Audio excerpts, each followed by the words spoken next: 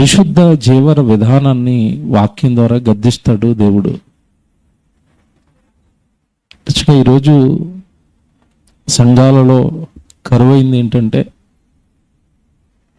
బోధనలో మనకి కరువైపోయిన బోధ ఏంటంటే,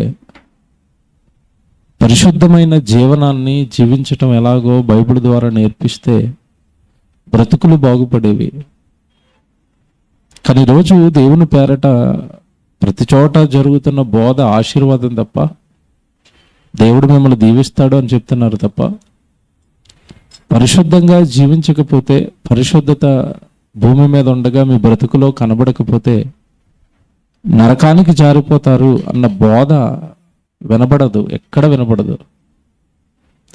సంఘములోనికి వచ్చిన తర్వాత పరిశుద్ధుడిగా ఒకసారి కనబడని పరలోకం అర్థమవుతుంది. కనుక చాలా ఉదాహరణలు, ఉపమానాలు లోకం నుండి చూపిస్తూ దాని విషయంలోనే, లోక సంబంధమైన విషయంలోనే నువ్వు నీ నిజాయితీని లేదంటే నీ పరిశుద్ధతను నువ్వు చూపించుకోలేనప్పుడు పరలోకం విషయంలో నీ పవిత్రత ఏముంటుంది, నీ పరిశుద్ధత ఏముంటుంది అని మాట్లాడతాడు. కంపేర్ చేస్తూ లోకాన్ని దేవుడు ఒక మాట మాట్లాడాడు బైబిల్లో. హెబ్రీయులకు రాసిన పత్రిక 12వ అధ్యాయం 25వ వచనం అందరు తీయాలి. హెబ్రీయులకు రాసిన పత్రిక 12వ అధ్యాయం 25వ వచనం అందరూ బైబిల్ చూడాలి. మీకు బుద్ధి చెప్పుచున్న వారిని నిరాకరింపకుండునట్లు చూచుకోనండి అన్నాడు. మనకెవరైనా సరిచేయడానికి మన జీవితాన్ని గద్దిస్తున్నప్పుడు, మనకి బుద్ధి చెబుతున్నప్పుడు, ఆ గద్దింపును, ఆ బుద్ధి చెప్పడాన్ని మనం ఏం చేయకూడదట? నిరాకరించకండి, దాన్ని వ్యతిరేకించకండి అన్నాడు. నిజంగానండి, మాట చాలా చాలా గొప్ప మాట ఇది. ఎందుకంటే సహజంగా మనిషికి తనను ఎవరైనా గద్దిస్తే తీసుకోడు, దాన్ని పడడు. నన్నే గద్దిస్తావా అంటాడు. అవతల వ్యక్తి ఎంత పెద్దోడైనా, ఎంత మంచివాడైనా తిరస్కరిస్తాడు తప్ప లోబడడండి. గద్దింపుకు లోబడడు. మనిషి తత్వం అది. ఇది బైబిల్లో మీకు ప్రారంభం నుంచి కనబడుతుంది. ప్రారంభం నుంచి మనుషుల్లో కనబడిన ఒక భయంకరమైన గుణం ఇది. లోబడకపోవటం, బుద్ధి చెప్తున్నప్పుడు నిరాకరించటం, తిరగబడటం మనిషికి ఉన్న గుణం ఇది. బైబిల్లో ఒక ఆయన్ని జ్ఞాపకం చేస్తాను. కయ్యను. హేబేలును చంపిన తర్వాత దేవుడు వచ్చి కయ్యనుతో మాట్లాడతాడు. కయ్యను, నీ తమ్ముడైన హేబేలు ఎక్కడున్నాడు అని అడిగేసరికి కయ్యను ఏమన్నాడో చెప్పాలి. మీకు తెలుసా డైలాగ్? ఏమన్నాడు? నా తమ్ముడికి నేను కావలవాడనా అంటే అర్థం ఏంటి? నన్ను ఏమైనా కాపలా పెట్టావా నువ్వు వాడి చుట్టూ తిరగమని? చూసారా, చేసిన తప్పును సరిచేయడానికి దేవుడు వచ్చి మాట్లాడుతుంటే ఆ గద్దింపుకు లోబడుతున్నాడా, దేవుడి మీదే తిరగబడుతున్నాడా? తిరగబడతాడండి. మనిషి తత్వం తిరగబడటం, మనిషి తత్వం లెక్క చేయకపోవటం, మనిషి తత్వం నిరాకరించటం తెలుసు దేవుడికి. ఎందుకంటే చూసుకుంటూ వచ్చాడు కదా, ఆది నుండి చూస్తున్నాడు. మనిషి యొక్క స్వభావాన్ని ఆది నుండి చూస్తున్నాడు దేవుడు. అందుకే ఇక్కడ ఎంత బాగా రాశాడంటే 25వ వచనంలో, మీకు బుద్ధి చెప్పుచున్న వారిని నిరాకరింపకుండానట్లు చూచుకోనండి. ఏమంటే మన మేలు కోరి ఎవరో ఒకటి మనకి చెప్తారండి, దాన్ని నిరాకరించామనుకోండి, వాడు చెప్పటం మానేస్తాడు కదా. మీకు అర్థమైందా? మనలో ఉన్న లోపాలు చెప్పటం మానేస్తాడు. మనలో ఉన్న ఏమంటే పాపాల గురించి చెప్పటం మానేస్తాడు. ఇంకొకటి, మనిషికున్న ఒక మేజర్ ప్రాబ్లం, అది అందరికీ ఉంటుంది. మనిషికున్న మేజర్ ప్రాబ్లం ఏంటంటే, పౌలు గారు చెప్పారు ఈ విషయాన్ని. నా యందు నాకు ఏ దోషము కానరాదు అంటాడు పౌలు గారు. తెలుసు కదా మీకు ఈ మాట? నా యందు నాకు ఏ దోషము కానరాదు అంటే అర్థం ఏంటో తెలుసా? నేనెప్పుడు నా గురించి ఎలా ఆలోచిస్తానంటే, నేను మంచోడినే, నేను గొప్పవాడినే, నా దోషాలు నాకు కనపడవట, మీ దోషాలు మీకు కనపడవు, మీ లోపాలు మీకు కనపడవు, మీ పాపాలు మీకు కనపడవు. మీరు ఎలా జీవిస్తున్నారో, మీలో ఉన్న ఆ లోపాలు ఏంటో మీకు తెలీదు. ఆ లోపాల గురించి దేవుడు మనతో చెప్పాలి. కొన్ని సందర్భాల్లో దేవుడు మనల్ని సరిచేయడానికి కొన్ని సందర్భాల ద్వారా మనల్ని హెచ్చరిస్తాడు. సందర్భానుసారంగా బోధ చేస్తాడు. కొన్ని మన కళ్ళ ముందు చూపిస్తూ బోధ చేస్తాడు దేవుడు. ఒకటి, ఆయన మెథడ్స్ ఇలా ఉంటాయి. ఈ విషయాన్ని బట్టి నువ్వు నేర్చుకోవాల్సిన సంగతి ఒకటని కళ్ళ ముందు కొన్ని సన్నివేశాలు, సందర్భాల ద్వారా మనకు బుద్ధి చెప్పడానికి ప్రయత్నం చేస్తాడు. రెండోది, వాక్యం ద్వారా బుద్ధి చెప్పడానికి ట్రై చేస్తాడు. ప్రసంగాల ద్వారా బుద్ధి చెప్పడానికి ట్రై చేస్తాడు. ప్రసంగాల ద్వారా మనలో ఉన్న లోపాలు మనకు ఎత్తి చూపుతూ ఉంటాడు, రెండో మెథడ్. మూడోది, మనం బైబిల్ చదువుకుంటున్నప్పుడు మనకు చెప్తాడు. మన బైబిల్ చదువుతున్నప్పుడు నిజమే, ఇది నా కోసమే దేవుడు రాయించాడు, నన్ను మార్చుకోమనే దేవుడు ఇక్కడ రాశాడు అని మనం పర్సనల్గా బైబిల్ చదువుకున్నప్పుడు దేవుడు మనల్ని హెచ్చరిస్తాడు. దేవుడు మనల్ని ఏమంటే నిజంగా మనలో ఉన్న లోపాలు బయట పెడుతూ ఉంటాడు. కొన్ని సందర్భాల్లో సహోదరుల ద్వారా హెచ్చరిస్తాడు. నీ చుట్టూ ఉన్న సహోదరులు నీలో ఏదైనా లోపం ఉంటే, ఏడు తమ్ముడు ఎలా ఉంటున్నావు, ఏంటన్నా ఎలా ఉంటున్నావు అంటాడు. అలా అనేవాళ్ళు మన చుట్టూ ఉండటం మన క్షేమం. కానీ మనిషి స్వభావం ఏంటంటే, మన గురించి ఎవరైనా ఏదైనా ఒక లోపం గురించి మాట్లాడుకుంటున్నారంటే ఇంక నేను వాళ్ళతో మాట్లాడను, వాళ్ళతో కలవను, నా గురించి మాట్లాడుకుంటున్నారు. మాట్లాడుకునే వాళ్ళు లేకపోతే నీ లోపాలు తెలీదు. నీకు చెప్పేవాళ్ళు లేకపోతే నీ లోపాలు నీకు తెలియదు. నేను మంచోడిని అనుకుని అలా జీవించేసి చివరికి పాతాళానికి జారిపోతావు. మనిషిలో ఇదొక టైప్ మెంటాలిటీ అండి. ఎవరైనా ఇలా కాదు అలాగన్నారా ఇంకంతే, వాళ్ళ మీద కోపం పెంచుకుంటారు, పగ పెంచుకుంటారు, వాళ్ళతో మాట్లాడరు, వాళ్ళతో చక్కగా బంధం ఉంటుంది, బంధాన్ని తెంచేసుకుంటారు. ఇక వాళ్ళకి మాకు పడదు, మా గురించి ఇలాగ అంటున్నారు. అదేటండి ఇది? అంటే మీకు సరిగా దేవుడు అర్థం అవ్వలేదు. మన చుట్టూ మనకిచ్చిన ఆత్మీయ బంధాలన్నీ కూడా మనల్ని సరిచేయడానికే. ఎందుకంటే నా దోషం నాకు తెలీదు, మీ దోషం మీకు తెలీదు, మీ లోపం మీకు తెలీదు. ఎవరో ఒకరితో దేవుడు చెప్పిస్తూ ఉంటాడు. ఎంత బాగా రాస్తున్నాడు చూడండి, 25వ వచనం. మీకు అన్నాడు చూడండి, మీకు బుద్ధి చెప్పుచున్న వారిని నిరాకరింపకుండానట్లు చూచుకోనండి. ఇక్కడ ఒక ఎగ్జాంపుల్ చెప్తాడు.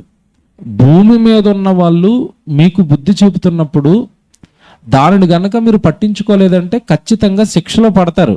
అది చెప్తాడు చూడండి తర్వాత ఎంత బాగుంటుందంటే, వారు భూమి మీద నుండి బుద్ధి చెప్పుచున్న వారిని నిరాకరించినప్పుడు తప్పించుకొనకపోయిన ఎడల. అంటే అర్థం ఏంటంటే, బుద్ధి చెబుతున్నప్పుడు వినకపోతే, దానిని పట్టించుకోకపోతే, తిరస్కరిస్తే వాళ్ళు తప్పించుకోలేరట.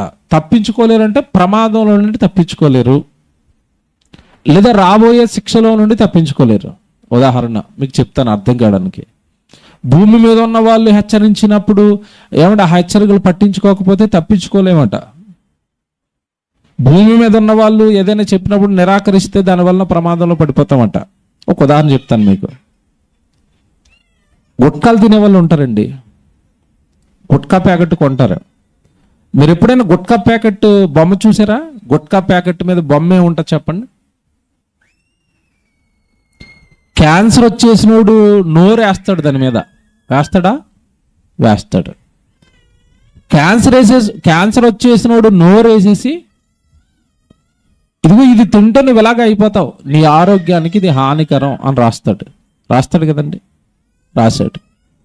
అంటే ఇప్పుడు ఒక రకంగా ప్యాకెట్ కొనుక్కుంటున్న వాడికే ఆ ప్యాకెట్ ఇలా పైన చూపించి ఇది తింటే నువ్వు పోతావు అని వాడు ఆ తింటున్న వాళ్ళందరికీ వాడు ఏం చెప్తున్నాడు? బుద్ధి చెప్తున్నాడు కదా. ఆ బుద్ధి చెప్తున్న వాడు నిరాకరిస్తే నువ్వు అలాగే చెప్తావురా, నాకేం కాదని తినేసిరీడు. కుదురోడికి నోరు అలాగ అవుతుందా? అవదా? అవుతుంది. ప్రతి దానిపైన రాసి ఉంటుంది చూడండి. సిగరెట్ ప్యాకెట్ పైన రాసి ఉంటుంది, పొగ త్రాగుట ఆరోగ్యానికి హానికరం. అయినా వీడు తాగుతున్నాడు అంటే బుద్ధి లేనోడు అని అర్థం. మద్యం బాటిల్ కొన్నప్పుడు మద్యం బాటిల్ పైన కూడా ఏమనుంటుంది? మద్యపానం ఆరోగ్యానికి హానికరం. అయినా నేను తాగుతానంటే అంటే హెచ్చరికలను వీడు ఏం చేయట్లేదు, పట్టించుకోవట్లేదు.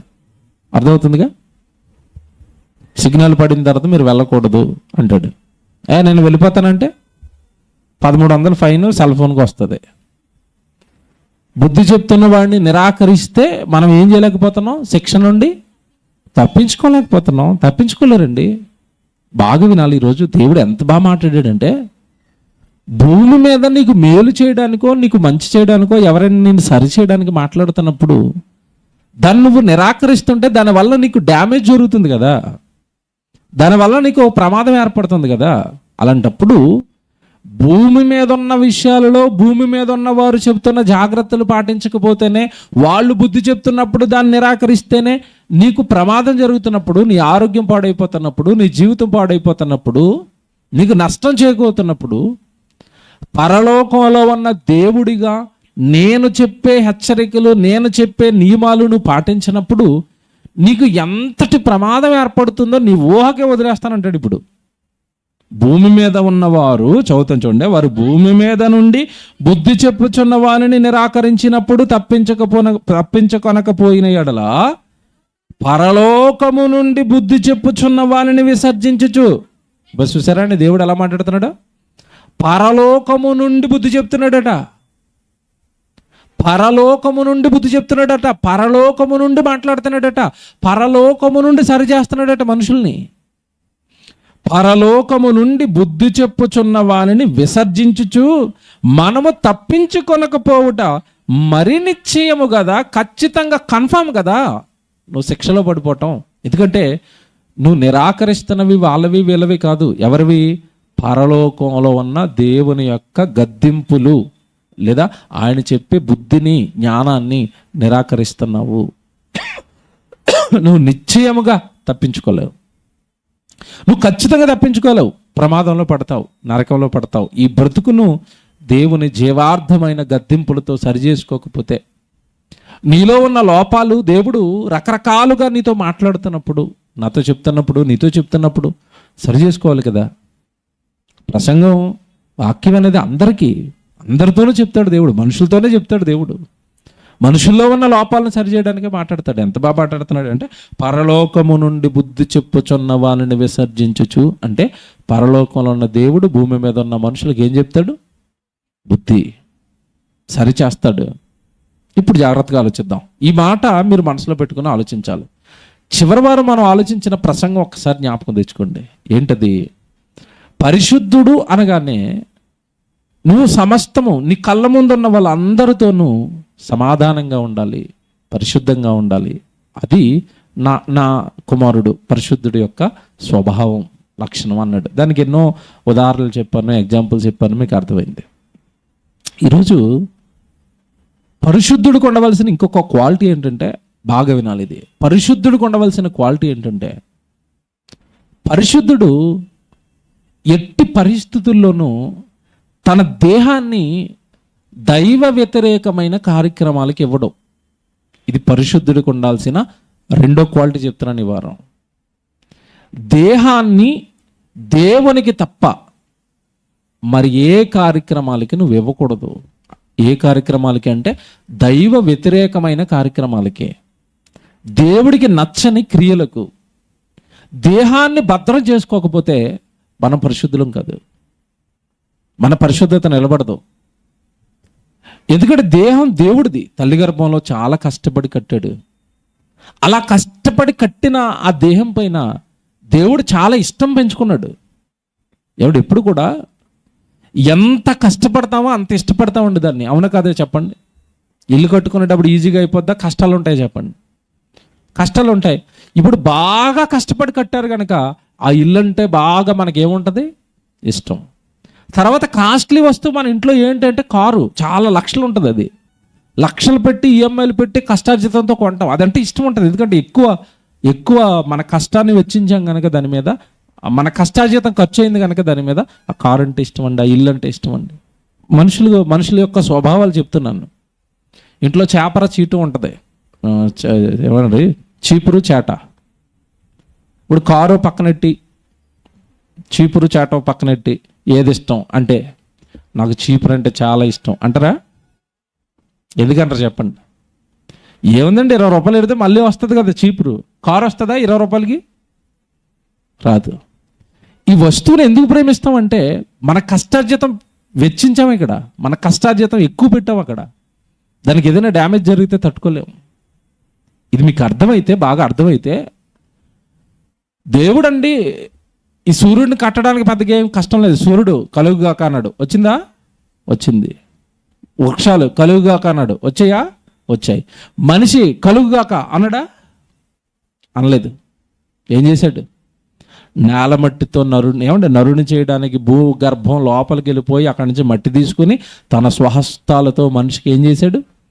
శరీరాన్ని చేశాడు. కాళ్ళు, కన్ను, ముక్కు, డిజైనర్ చేతులతో స్వహస్తాలతో చేశాడు. అందుకే బైబిల్లో అంటాడండి, నా అరచేతుల మీదనే నేను నిన్ను చెక్కి ఉన్నాను అంటాడు. అంటే ఈ దేహాన్ని దేవుడు చాలా కష్టపడి కట్టాడు. కష్టపడి కట్టిన ఈ దేహం పైన దేవుడికి ఏముందంటే ఇష్టం. నా దేహం కదా అది, నా దేహం కదా అది, నేను కట్టాను కదా. ఈ దేహం పైన విపరీతమైన ఇష్టం పెంచుకున్న దేవుడండి.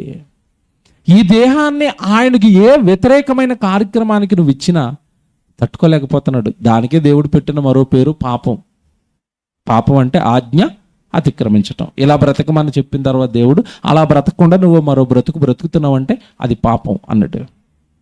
మరి పరిశుద్ధత ఏంటి అంటే, ఎవరైతే ఈ దేహాలను దేవుడు పనికి అప్పగిస్తారో వాళ్ళే పరిశుద్ధులు అన్నాడు. పరిశుద్ధత అంటే చాలా మందికి అండి అసలు ఆ పదం యొక్క బరువే అర్థం కాలేదండి. పరిశుద్ధత అనగానే ఏదో ఒక 10 సంవత్సరాల క్రితం హాయిగా నీటిలో మునిగేసి బాప్తిస్మం అనే కార్యక్రమం ద్వారా ఆదివారం గుడికి వచ్చి వెళ్ళిపోతాను, సోమవారం నుంచి శనివారం వరకు నా కోసం, నా కుటుంబం కోసం, నా ఇష్టాల కోసం, నా సంతోషాల కొరకు, భార్యను సంతోషపెట్టడానికి, భర్తను సంతోషపెట్టడానికి, పిల్లల్ని సంతోషపెట్టడానికి, లేదా శరీరాన్ని సంతోషపెట్టడానికో ఈ లోకంలో బ్రతికేస్తున్న వాళ్ళందరూ పరిశుద్ధులు అంటే బైబిల్ ఒప్పుకొద్దని. అది మానవ ఆలోచన. లేదా మనుషులు సెల్ఫ్గా సాటిస్ఫై అవుతున్నారు అంతే. నేను భక్తుడిని గుడికి వెళ్ళి వస్తాను కదా అని. దేవుడు అవడు. చూపిస్తాను ఇప్పుడు బైబిల్లో. బాగా వినాలి ఈ వచనాలు, నేను చెప్పే వచనాలన్నీ. దేవుడు సాటిస్ఫై అవ్వట్లేదండి. ఏదో అలాగా బాప్తిస్మం తీసుకున్నామని ఆ రోజు నీ పాపాలన్నీ కడిగేశాడు. పాపాలన్నీ కడిగేసి పరిశుద్ధిని చేశాడు బాప్తిస్మం తీసుకున్న రోజు. కానీ పూర్తి నమ్మకం అయితే నీ మీద లేదు దేవుడికి. ఎప్పుడు నిన్ను నమ్ముతాడు తెలుసా? ఎప్పుడు నీ వీడు పరిశుద్ధుడే, కంప్లీట్గా 100% ప్యూర్ పరిశుద్ధుడే అని ఎప్పుడు నమ్ముతాడు అంటే, దేహాన్ని దేవుడి పనిలో నిరంతరము పెడుతున్నవాడిని నమ్ముతాడు. రోమీయులకు రాసిన పత్రిక బైబిల్ తీయండి, 12వ అధ్యాయం 1వ వచనం 2వ వచనం ఒకసారి చూడండి. మరి అవిగడ రాలేదా? వీడియో పంపించండి, జాగ్రత్తగా వినండి. పరిశుద్ధుడు అనగానే డెఫినేషన్ ఇచ్చాడు, నిర్వచనం ఇచ్చాడు. పరిశుద్ధుడు అనగానే ఒకటి అర్థమవుతుంది.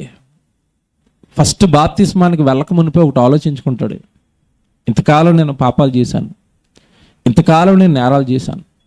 పాపాలు నేరాలు దేంతో చేస్తాడండి? దేంతో చేశారు? శరీరంతో. Very good. శరీరాన్ని పాపాలకి నేరాలకి ఇచ్చి, ఈ పాపాలకి నేరాలకి అలవాటు పడిపోయిన ఈ శరీరాన్ని బాప్తిసం అని ఒక్కరోజు అలా నీటిలో మునిగేస్తే దీని అలవాట్లన్నీ టక్కమని ఒకరోజు మారిపోతాయా? మారవు. మరి ఏం చేయాలి? ఆ దేహానికినైనా దేవుడు పని చేయటం నువ్వు అలవాటు చేస్తే ఆ దేహానికి అంటుకున్న పాపాలన్నీ అప్పుడు పోతాయి అన్నాడు.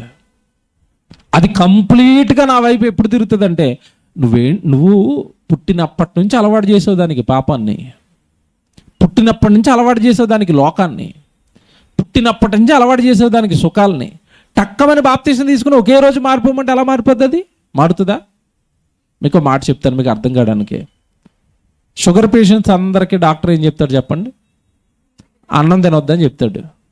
మానేసిన వాళ్ళు ఎంతమంది ఉన్నారు? చేయొద్దండి. మానం. ఎందుకు మానం చెప్పనా? చిన్నప్పటి నుంచి తింటున్నావు. అది చిన్నప్పటి నుంచి తింటున్నా ఏమండి అన్నాన్ని నువ్వు వెళ్ళేదో రోగం వచ్చింది టక్కమని రేపటి నుంచి మానేస్తానండి అంటారు. ఏంటి మానేద్దామంటే 4 ఊరుకుంటుందా? లాగుతూ ఉంటుంది, జీయమని లాగుతూ ఉంటుంది. అది స్వీట్ల వైపు అన్నం వైపు లాగుతూ ఉంటుంది.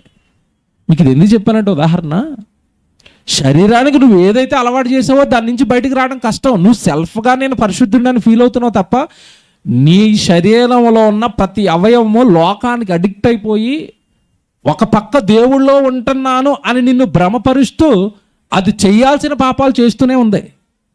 మళ్ళీ చెప్తాను, ఇది బాగా వినాలి.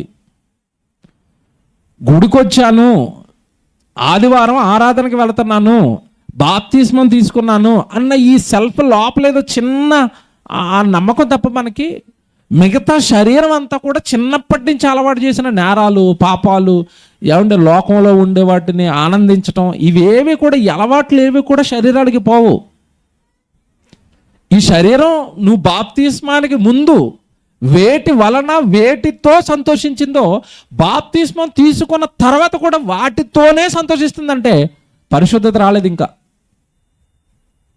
సినిమాలు చూస్తే ఆనందం, టీవీలు చూస్తే ఆనందం, నువ్వు బాప్తిస్మం తీసుకున్న తర్వాత కూడా వాటితోనే నువ్వు ఆనందపడుతున్నావు అంటే పరిశుద్ధత రాలేదు ఇంకా. ఎందుకంటే భక్తుడు అన్నవాడు వాక్యం చెప్పి ఆనందపడతాడు, ఒక మీటింగ్ పెట్టి ఆనందపడతాడు, ఒకడు మారితే ఆనందపడతాడు, ఒక కార్యక్రమం బాగా జరిగితే ఆనందపడతాడు, ఒక సహోదరుడు దేవుడి కోసం ఏదైనా బాగా పనిచేస్తే ఆనందపడతాడు. ఈ ఆనందాలు, ఈ సంతోషాలు నీకు ఇంకా రావటం లేదంటే నువ్వింకా పేరు చెప్పుకుంటున్నావు తప్ప భక్తుడిగా నువ్వు లోకంలోనే ఉన్నావు. నీ దేహం లోకంలోనే ఉంది. ఇంకా ఎంత బాగా రాశాడంటే వచనం అండి, 12వ అధ్యాయం 1వ వచనంలో, రోమీయులకు రాసిన పత్రిక 12వ అధ్యాయం 1వ వచనం. కాబట్టి సహోదరులారా, పరిశుద్ధమును దేవునికి అనుకూలమునైన సజీవ యాగముగా మీ శరీరములను ఆయనకు సమర్పించండి. ఎవరికి? దేవునికి. దేవునికి. ఎన్నోసార్లు చదివిన వచనం ఇది. దేహాన్ని దేవుడికి సమర్పించిన వాళ్ళు ఎంతమంది ఉన్నారు? ఇది పరిశుద్ధతట. ప్రారంభమే చెప్తున్నాడు పరిశుద్ధమును. చూసారా, పరిశుద్ధమును. పరిశుద్ధత అంటే ఏంటో తెలుసా? పరిశుద్ధుడు అంటే ఏంటో తెలుసా? పరిశుద్ధమును అన్నాడు చూడండి అక్కడ. పదం పరిశుద్ధమును దేవునికి అనుకూలమునైన సజీవ యాగముగా మీ శరీరాలను ఆయనకు సమర్పించటం పరిశుద్ధత అనేసాడు. అంతే. పరిశుద్ధుడు శరీరాన్ని సమర్పిస్తాడు. పరిశుద్ధుడు దేహాన్ని, శరీరాన్ని దేవునికి సమర్పిస్తాడు. ఎందుకంటే ఆ దేహం అంటే ఆయనకి ఇష్టమని పరిశుద్ధుడికి తెలుస్తుంది. నీకు ఇంకా తెలియటం లేదంటే దేవుడు అర్థం కాలేదు. దేహాన్ని ఇస్తే దేవుడు ఆనందపడతాడు అన్న సంగతి నీకు అర్థం కాలేదు అంటే నేను పరిశుద్ధుడిని అని చెప్పుకునే అర్హత మనకు లేదు. ఎందుకంటే అపోస్తలులు 12 మంది యేసుక్రీస్తుల వారు పరిచయం కాకమునుపు వాళ్ళు ఎక్కడున్నారో మీకు తెలియదు కదా. ఎక్కడున్నారు? వాళ్ళంతా లోకంలో ఉన్నారు, చేపలు పట్టుకుంటూ ఉన్నారు, జాలర్లుగా ఉన్నాడు. వాళ్ళ దగ్గరికి వెళ్ళాడు యేసుప్రభు. ఏమన్నాడు చెప్పండి? డైలాగ్ ఏంటి? నన్ను వెంబడించండి, చేపలు పట్టుకునే మిమ్మల్ని మనుష్యులను పట్టుకునే జాలర్లుగా చేస్తాను. చేశాడా? అంటే లోకములో నుంచి తన వైపు మళ్ళించి తన సువార్తలో, తన వాక్యంలో, తన పనిలో, తన ప్రసంగాలలో, తన కొరకు బ్రతకటంలో వాళ్ళ దేహాలన్నిటి పట్టుకొచ్చాడు. అందుకే అపోస్తలులు 12 మంది ఎవరు? పరిశుద్ధులు. కారణం వాళ్ళ దేహాలను ఎవరికి ఇచ్చారు? దేవుడికి ఇచ్చారు. అంటే పరిశుద్ధుడికి ఉండవలసిన ఒక లక్షణం, ఈరోజు మనం ఆలోచిస్తున్న లక్షణం, దేహాన్ని దేవుడికి సమర్పించటం పరిశుద్ధత. కానీ ఈరోజు లోకం దేహాన్ని దేనికి సమర్పించారు? చెప్పండి? ఇష్టాలు, సంతోషాలు, ఆనందాలు. ఏమన్నా ఒకప్పుడు కొంచెం వెనక్కి వెళితే దేహాలన్నీనండి ఏదో సినిమాకో, ఓ సీరియల్కో, అది సర్టెన్ ఒక టైం ఉండేది. సినిమా అంటే నెలకోసారో, సినిమా పిచ్చోడు అంటే నెలకోసారి వెళ్ళొచ్చేవాడు. సీరియల్ పిచ్చోళ్ళు అంటే అది వారంలో ఒకరోజు వచ్చేది ఒకప్పుడు సీరియల్. ఇప్పుడు డైలీ సీరియల్ స్టార్ట్ అయ్యి నాకు తెలిసి కొన్ని సంవత్సరాలు డైలీ సీరియల్ ఉండేవి కదా. ఒకప్పుడు వారానికి ఒకసారి వచ్చేది ఆ సీరియల్. ఆ వారంలో ఒక రోజు ఆ సీరియల్ కోసం ఎదురు చూసేవాడు. ఇప్పుడు డైలీ సీరియల్ వచ్చినాయి కాబట్టి డైలీ సీరియల్ అయినా రోజంతా చూడడం, సాయంత్రం 7:30 8 గంటలకు వీళ్ళ ఫేవరెట్ సీరియల్ వస్తుంది, అక్కడ కూర్చుంటారు. కానీ రాను దెయ్యం ఎలా అలవాటు చేసిందంటేనండి, సీరియళ్ళు, సినిమాలు అంటే అరగంటే ఇస్తున్నాడు, గంటే ఇస్తున్నాడు, రోజే ఇస్తున్నాడు కనుక వీటికి నిరంతరం నాతో ఉండేటట్టుగా చేసుకోవాలి. వీడియో ప్లే చేయనైనా ఒక దెయ్యాన్ని దింపింది, అది ఎప్పుడు మీ జేబులో ఉంటుంది. సెల్ ఫోన్ ఎలాగా వాడుతున్నారో ఇప్పుడు చూపిస్తాను. ప్లే చేయ బాబు. అది చూసారా? కింద చపాతీలు అవ్వాలి, పైన వీడియోలు వెళ్ళిపోవాలి. చూడండి,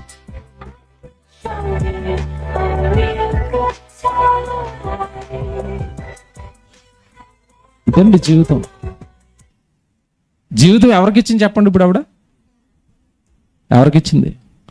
భర్తకి, పిల్లలకి వంట చేసుకునే టైం కూడా ఇవ్వలేకపోతుంది. అందులో ఆ చపాతీలో పురుగులడిపోతాయో తెలీదు, దోమలడిపోతాయో తెలీదు. ఒకవేళ బల్లడిపోయినా ఇంకా రుద్దెత్తది అంతే చపాతీలు వేసి. ఎందుకంటే కళ్ళు చపాతీని చూడట్లేదు, దేని చూస్తున్నాయి? ఫోన్ చూస్తున్నాయి. ఈలో బల్లడిపోతే రుద్దెత్తది అంతే కర్రేసి.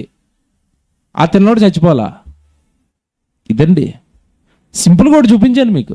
సెల్ ఫోన్కి బానిస ఒకడయ్యాడు, సినిమాలకు ఒకడు బానిస, త్రాగుడికి బానిస, సిగరెట్లకు బానిస, గుట్కాలకు బానిస, సంపాదనకి బానిస, సుఖానికి బానిస, నిద్రలకు బానిస, తిండికి బానిస. ఎవడిని ఎలా పడితే అలా బానిసలను చేసిందండి. పరిశుద్ధుడు అంటేనట వాటన్నిటిని జయించి వాటన్నిటిని తప్పించుకున్నట సజీవ యాగంగా, అంటే దానిలో సత్తు ఉన్నప్పుడు, ఆ శరీరంలో బలం ఉన్నప్పుడు, ఆ శరీరంలో దేవుడి కొరకు బ్రతకగలిగిన సామర్థ్యం ఉన్నప్పుడు, ఆ దేహాన్ని ఎవరైతే దేవుడికి సమర్పిస్తారో వాళ్ళు పరిశుద్ధులట. ఏమన్నా మాట్లాడుతాను, మీరు బాగా తీవ్రంగా ఆలోచించాలి. ఇది ఈ మధ్యకాలంలో మనకి ఏ రోగం వచ్చి డాక్టర్ దగ్గరికి వెళ్ళినా డాక్టర్ మందులు రాస్తున్నాడు. ఈ టాబ్లెట్ వేసుకోండి, టాబ్లెట్ వేసుకోండి, రోజు ఒకటి వేసుకోవాలా, రోజుకి 2 సార్లు వేసుకోవాలని చెప్తాడు. ఎంత ఎంజీ వేసుకోవాలని అన్నీ చెప్తాడు. మీరు గమనించండి, హాస్పిటల్కి వెళ్తున్న వాళ్ళు అందరికీ తెలుసు, డాక్టర్ చివరిలో చెప్తున్న మాట ఏంటో తెలుసండి? మందులు ఇచ్చేసిన తర్వాత మీ లైఫ్ స్టైల్ మార్చుకోవాలంటున్నాడు. వింటున్నారా లేదా? ఈ మాట అంటున్నాడా లేదా డాక్టర్? ఏమంటున్నాడు? లైఫ్ స్టైల్ చేంజ్ చేసుకోండి, అంటే బ్రతికే విధానం మార్చుకోండి. ఎందుకంటే ఒకప్పుడు మనం తింటున్న తిండికి, మనం చేస్తున్న పనికి మ్యాచ్ అయ్యి మనకు రోగాలు వచ్చేవి కాదు. ఒకప్పుడు బట్టలు ఉతుక్కునేవారు, ఇప్పుడు ఏం ఉతుకుతుంది? మిషన్ ఉతుకుతుంది. ఒకప్పుడు పప్పు రుబ్బుకునేవారు, ఇప్పుడు ఏం రుబ్బుతుంది? మిక్సీ రుబ్బుతుంది. ఏమంటే సామాన్లు కడుక్కునేవారు, ఇప్పుడు సామాన్లు కడుక్కోవడానికి మిషన్ వచ్చింది, చపాతీలు చేయడానికి మిషన్ వచ్చింది. ఎంత లేజీగా తయారు చేసింది లోకాన్ని ఏమంటే టెక్నాలజీ. అంటే ఒకప్పుడు టీవీ మార్చుకోవాలంటే టీవీ దగ్గరికి వెళ్ళి ఇలా బట్టలు ఇచ్చేవాడు నొక్కుకోవాలి. ఇప్పుడు చేతిలో ఏముంటుంది? రిమోట్ ఉంటుంది. అంటే టీవీ దగ్గరికి వెళ్ళాల్సే పని కూడా కుర్చీలోంచి లేగనివ్వట్లేదు మనిషినండి. కనీసం ఒకప్పుడు ఫ్యాన్లు కట్టుకోవడానికో లైట్లు కట్టుకోవడానికి లేచి వెళ్ళేవాడు. ఇప్పుడు ఏ ఫ్యాన్లు వచ్చినాయో తెలుసా? రిమోట్ ఫ్యాన్లు వచ్చినాయి. ఈ కుర్చీలో కూర్చుకుని ఆపుతాడు దాన్ని, లెగిసే పని కూడా లేదు. పోనీ అన్నీ సుఖంగా జరిగిపోయినా కూరగాయలు కొనడానికి మార్కెట్కి వెళ్ళాల్సి వచ్చేది. ఒకప్పుడు సరుకులు తెచ్చుకోవడానికి వెళ్ళాల్సి వచ్చేది. ఇప్పుడు చెప్పండి పరిస్థితి ఏంటో? అంతే, ఇంట్లో కూర్చొని కొత్తిమీర అంటాడు అంతే. ఆడు 10 నిమిషాల కిందకు వచ్చి, సార్ వచ్చాను కొత్తిమీర అట్టుకుని. నువ్వు రాకు, నేను వస్తాను. ఎందుకంటే నువ్వు వస్తే క్యాలరీలు అరిగిపోతాయి, నువ్వు వస్తే శరీరానికి కొంచెం ఎక్సర్సైజ్ అయిపోద్ది, మంచి ఆరోగ్యంగా ఉంటావు కనుక నువ్వు ఇంట్లో రోగిష్టోడు అయిపో, నేను తిరుగుతాను రోడ్డు మీద. మీరు ఆలోచించండి, అసలు మనిషి శరీరానికి ఎప్పుడైతే శ్రమ అనేది లేదో రాను రోగాలు పుట్టగా మారింది. ఒకప్పుడు మండుటెండలో ఉండేవారు, ఇప్పుడు ఫ్యాన్ లేకపోయినా ఏసీ లేకపోయినా మనిషి ఉండలేడు. నేను గ్రామాల్లోకి వెళ్తుంటే గ్రామాల్లో అందరింట్లోనే ఏసీయే, చల్లగా ఉండాలి కదా అన్నయ్య. సుఖాలు, ఆనందాలు, సంతోషాలకి ఈ శరీరం అడిక్ట్ అయిపోయిందండి. ఇప్పుడు ఎన్నిటికీ అడిక్ట్ అయిపోయిన ఈ శరీరం, నువ్వు దేవుడి కోసం శ్రమ పడాలి, దేవుడి కోసం బాధలు పడాలి, స్టెఫన్లాగా రాళ్ళతో కొట్టించుకోవాలంటే ముందుకు వస్తుందా చెప్పండి? వస్తుందా? యాకోబులా తల ఇవ్వాలి, ఏమంటే అపోస్తలు తిరిగినట్టుగా సువార్తకు తిరగాలి, పౌలు గారు చేసినట్టుగా ప్రయాణాలు చేయాలి అంటే ఈ దేహం ముందుకు ఎక్కడ వస్తుంది? ఎందుకంటే ఈ దేహానికి ఏం అలవాటు చేశాడు? సుఖాలు పరంగా రోగాలు వచ్చినాయి. అందుకే డాక్టర్ ఏమన్నాడు తెలుసా? నీ రోగాలు పోవాలంటే ముందు అర్జెంటుగా పొద్దున్న లేచి నడాలి నువ్వు అంటున్నాడు. వాకింగ్ చేయి, లేదా జిమ్కి వెళ్ళు, వ్యాయామం చెయ్యి, ధ్యానం చెయ్యి, యోగాలు చెయ్యి. ఎందుకు చెప్తున్నారు ఇవన్నీ? నీ జీవన విధానాన్ని మారిస్తే తప్ప నీ రోగాలు పోవు అన్నప్పుడు బాగా వినాలి. నీ శరీరానికి అంటిన రోగాలు పోవాలంటే నీ జీవితం నీ బ్రతుకు విధానం మారాలి, అప్పుడే రోగాలు పోతాయి అన్నప్పుడు మనకి జీవితానికి లేదా శరీరానికి అంటిన పాపాలు పోవాలంటే బాగా ఆలోచించాలి. శరీరం చేస్తున్న పాపాలు శరీరం చేయకుండా పాపాన్ని శరీరం మానేయాలి అంటే కొత్త జీవన విధానాన్ని, దేవుడు చెప్పిన జీవన విధానాన్ని నువ్వు దానికి అలవాటు చేయాలి. ప్రతిరోజు బైబిల్ క్లాస్కి వెళ్దాం పదా, ప్రతిరోజు బైబిల్ చదువుదాం పదా, ప్రతిరోజు సువార్తకి వెళ్దాం పదా. దేహాన్ని ఏమైనా దేవుడి దగ్గరికి తీసుకొస్తున్నావా? ప్రతిరోజు దాన్ని ఏమైనా శ్రమ పెడుతున్నావా? కాస్త టైం దొరికితే లోకంతో, సెల్ ఫోన్తో, ఏమంటే మనుషులతో ఆనందిస్తున్నావు తప్ప ఈ దేహంలో కాస్త ఏ టైం దొరికినా ఆ టైంను ఆ దేహాన్ని దేవుడి సన్నిధికి ఇచ్చేసి, దేవుడి పనికిచ్చేసి దేవుడిని ఆనంద పెట్టాలి. సజీవ యాగంగా మీ శరీరాలు ఆయనకు సమర్పించండి, అది పరిశుద్ధత అన్నప్పుడు. అసలు ఈ పరిశుద్ధుడు అనగానే దేహాన్ని ఇవ్వాలి అని ఎంతమందికి అర్థం? ఏం చెప్పండి? అసలు ఎవరు చెప్పారు చెప్పండి? క్రైస్తవ్యానికి దేహాన్ని ఇచ్చిన వాడే పరిశుద్ధుడు అని ఎవరు చెప్పారు? దేహాన్ని దేవుడి పనిలో పెట్టిన వాడే పరిశుద్ధుడు అని ఎవరు చెప్పారు? చెప్పలేదండి. అందుకే 2వ వచనంలో అంటాడు, మీరు మోసపోతారు లోకాన్ని చూసి నా పిల్లలారా. లోకమంతా దేహాన్ని సుఖపెట్టడానికి, దేహానికి అవసరమైన సంపాదించుకోవడానికి వాళ్ళు లోకస్తులుగా బ్రతుకుతారు. దేహాన్ని లోకానికి ఇస్తారు. వాళ్ళకి ఇందా చూపించాను కదా, సెల్ ఫోన్లకి ఇస్తారు, సినిమాలకి ఇస్తారు, ఆటలకి ఇస్తారు, పాటలకి ఇస్తారు, రీల్స్ చేయడానికి ఇస్తారు. వాళ్ళ దేహం అంతా లోక సంబంధమైన వాటికి ఇస్తారు. మీరు ఇవ్వకండి. ఈ నియమంలోంచి పక్కకు జరగకండి. మిమ్మల్ని ఎవరైనా జరిపేస్తున్నారేమో, మిమ్మల్ని ఎవరైనా లాగేస్తున్నారేమో చూసుకోండి. 2వ వచనంలో చెప్తాడు అది. మీరు ఈ లోక మర్యాదను మీరేం చేయకూడదు, చూసారా, అనుసరించకండి. లోకానికి ఒక మర్యాద ఉంటుంది. లోక మర్యాదలో వాళ్ళు దేహాలను వాడుతారు. లోక మర్యాదలో దేహాలను వాడటం అంటే ఏంటి చెప్తాను, జాగ్రత్తగా వినండి. 3వ సంవత్సరం వచ్చింది, లోక మర్యాద చెప్పండి. 3వ సంవత్సరం రాగానే అర్జెంటుగా పక్కన ఎక్కడైనా ఇంటర్నేషనల్ స్కూల్ ఉందా, ఇంటర్నేషనల్ సిలబస్ ఉందా, ఏమండి ఎవడన్నా పక్కన ఏమున్నాయి చూసేయాలి, అర్జెంటుగా ఈయన పంపించాలి ఇంట్లోంచి. మీ అమ్మ నాన్నలు మిమ్మల్ని 3వ సంవత్సరానికి స్కూల్కి పంపారండి? పంపారా?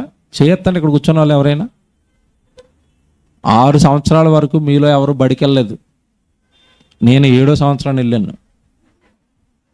నాకు అప్పుడు ఇక్కడ వరకు జుట్టు ఉండేది. మా వాళ్ళు ఎవరికో మొక్కేశారు. ఆ మొక్కు తీరట్లేదు, వీళ్ళు స్కూల్ వేయట్లేదు. ఆ మొక్కు తీర్చుకోవడానికి వీళ్ళ దగ్గర డబ్బులు లేవు.